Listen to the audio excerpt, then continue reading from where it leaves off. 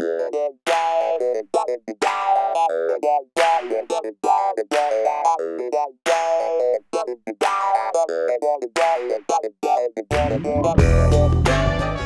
1.5-inch conduit right here is going to come up right underneath the meter base that's hanging on the outside of the garage, and we're going to run a set of number 2 wires through this conduit from the meter base to here, and it'll that's the right size for this particular installation.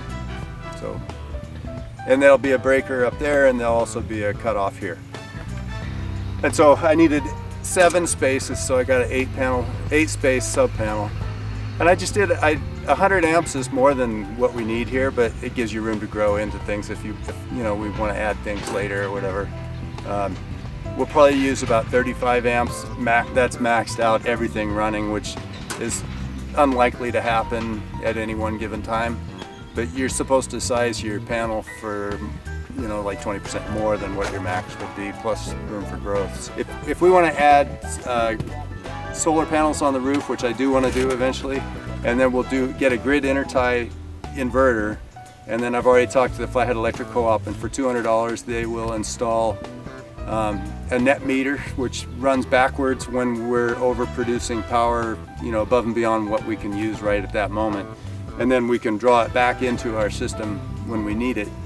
And so that way we could connect our solar panel directly to the grid, and if the grid goes down and they've got workers, it shuts our inverter off, because you don't want to be pumping electricity into the main lines when you've got service people working on the lines, because they could get shocked. So we're building the forms right now for the doorways. This is going to go on top of the first course of bags that are foundational bags, and we're pour concrete in this form to create a nice concrete threshold, so that when we're walking in and out of the door, it'll have a nice solid base.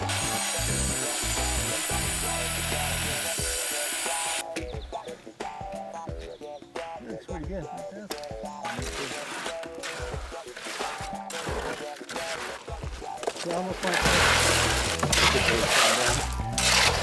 Alright, so we've got some concrete in our form here for the door threshold, and you don't want to get on it with steel trowel too soon. When it's real wet like this, you want to use wood, and also you want to tap your forms, because it helps the cement or the concrete to consolidate down in and all mesh together, and it'll make it a smoother surface on the edge.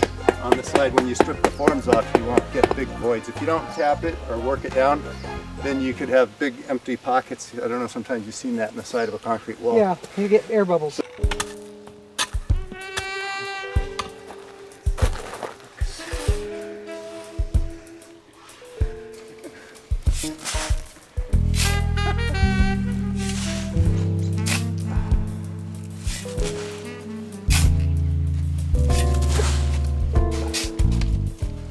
We cover the bags at the end of every day because they're polypropylene plastic sacks, and the sun is hard on the bags and will weaken the fibers of weakens the plastic, and so they'll fall apart.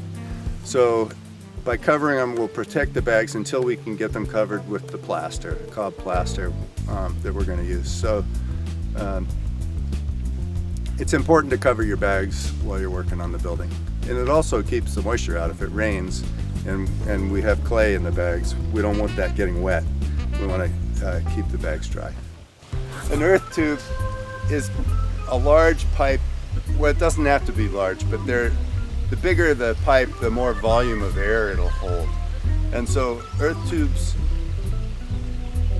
since they're buried in the ground, the air in the tube will be about the same temperature as the earth, which is anywhere from 45 to 50 degrees, maybe 55. So it stays very constant, and it's cool. And so you can use it for cooling. And like in the greenhouse, when we open the roof vents and let the hot air out, it'll create a natural convection, and it'll pull that cool air in from the earth tube, because the earth tube will be daylighted out kind of in the woods here where it's in the shade. And this particular 6-inch line, I took the opportunity when we had the utility trench in, when we brought the water lines in, to put this 6-inch pipe under my crawl space in the house because the upstairs gets a little warm and we don't have air conditioning. So I'm going to connect this 6-inch pipe to the earth tube at this end, and at the other end I'll bring it into the intake air for the furnace, or the cold air return. And then we can just run our fan and circulate that cool air in our house during the summertime and have a more natural type of air conditioning. The first thing we're going to do is take this 6-inch line and put this coupler in, and then there's more of it up there. We're going to extend this over to the north end of the greenhouse so that later we can tie it into our earth tube. Oh.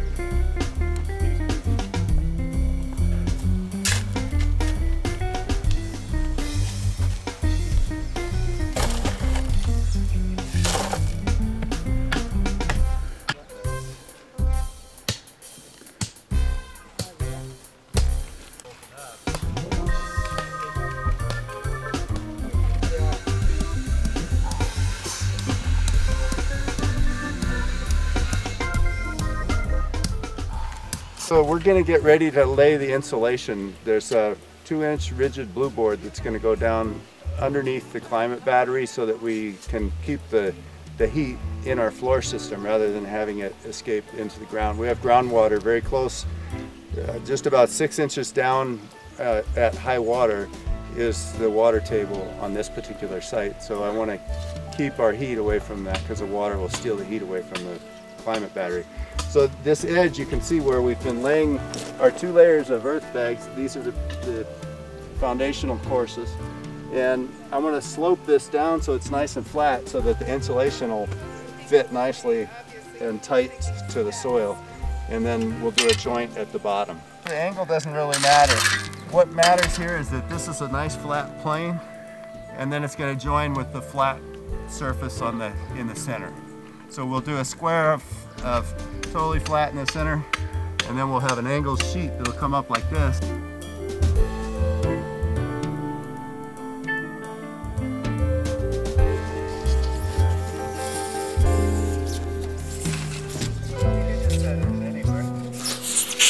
We're putting our insulation board on the ground underneath the climate battery.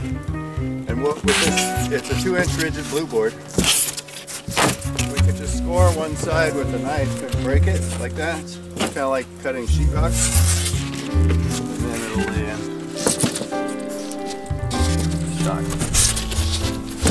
So we're going to try to do it without too many gaps, and if there's gaps, like in some places there's going to be little gaps, because we've got irregularities and stuff, so we've got some spray foam. We'll just fill the gaps with spray foam. Also, I'm going to do a double layer of foam on the ground because we have a water table that's real close and I want to insulate that well. So I'm doing 4 inches, so we'll overlap it in different places. The joints will be in different places on each layer.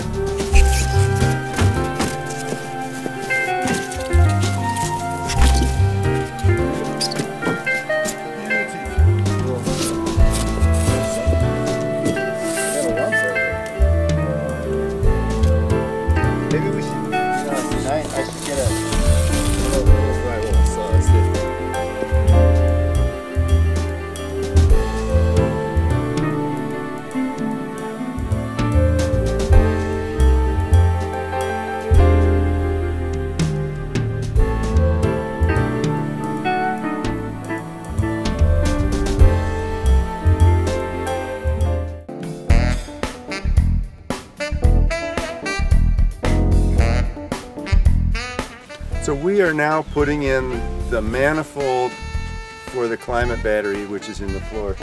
And the manifold's made up of this 8-inch ADS culvert, plastic culvert. And we've drilled 4-inch holes because we're going to connect this culvert with the culvert over there. And we're going to connect it with 4-inch ADS drain pipe that's perforated.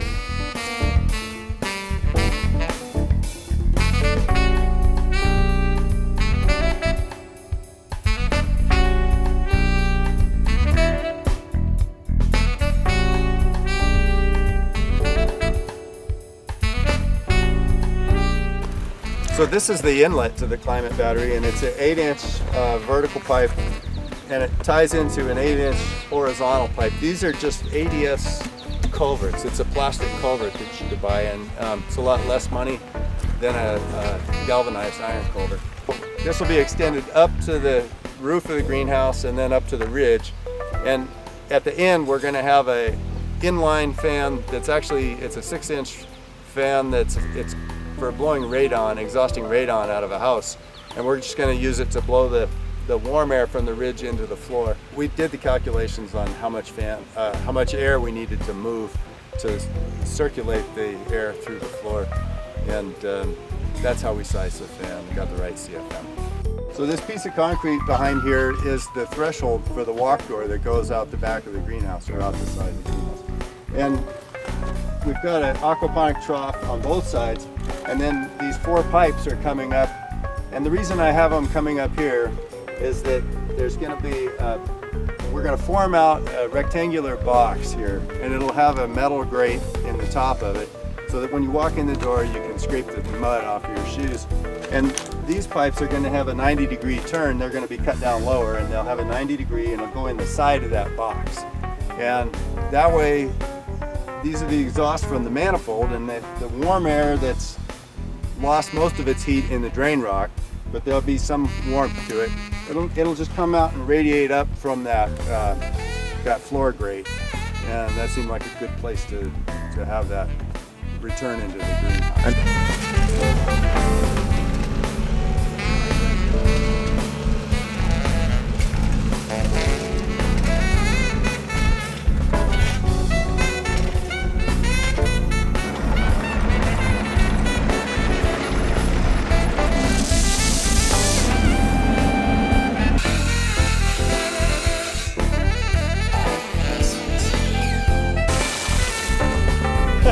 You gave him a bath?